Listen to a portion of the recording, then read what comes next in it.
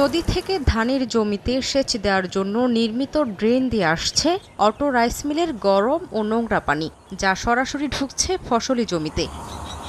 চাঁপাইনবাবগঞ্জ সদর উপজেলার আতাহার, বুলনপুর, রাধুনীডাঙ্গা, বাইলাকান্দা মাঠে কয়েক বছর ধরে ঢুকছে রাইস মিলের বর্জ্য। কৃষকরা জানান, বর্জ্যের প্রভাবে বেড়ে গেছে পোকামাকড়ের আক্রমণ।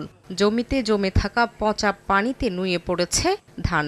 ফসল রক্ষায় বেশি বেশি সার ও কীটনাশক ব্যবহার করতে গিয়ে খরচ বাড়ছে কয়েক গুণ। পচা পানি নামে ধানটা পড়ে যায়, যে বিয়ে দিলে ধানটার ফলন কমে যায়। শীষ মরে গেছে পচা পানির লেগে। গাছ গাছালি দেখেন পুরা ছাই, এই দুই মাঠে কোনো ফসল ঠিক মতন হবে না। এখানে মিল আছে, ছাই উঠছে, ছাই উড়ে হাতটা কালি হয়েছে আর আপনার ধানের ক্ষতি আসছে। পচা পানিতে দুর্গন্ধ, গ্যাস।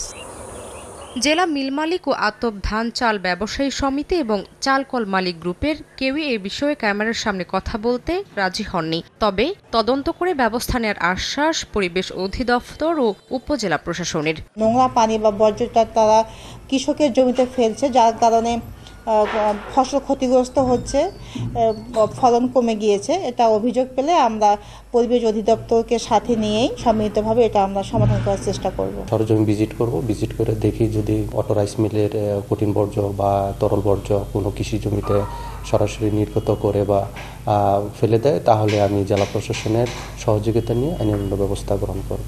চাঁপাইনবাবগঞ্জে অর্ধশতাধিক অটো রাইস মিল রয়েছে। এর মধ্যে ৩০টি মিল রয়েছে আতাহার, বুলনপুর এলাকায়। সময় সংবাদ, চাঁপাইনবাবগঞ্জ।